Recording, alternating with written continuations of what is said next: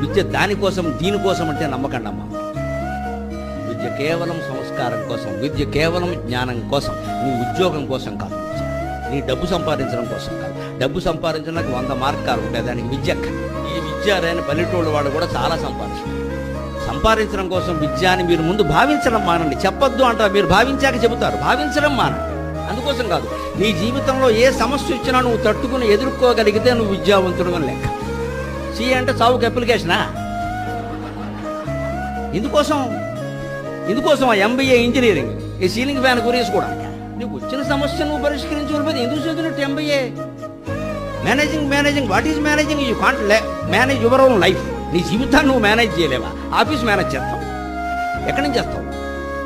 భార్యతో ఎలా ఉండాలో, భర్తతో ఎలా ఉండాలో, తల్లిదండ్రులతో ఎలా ఉండాలో, అత్తమామలతో ఎలా ఉండాలో, విద్యార్థులతో ఎలా ఉండాలో నీకేం తెలీదా?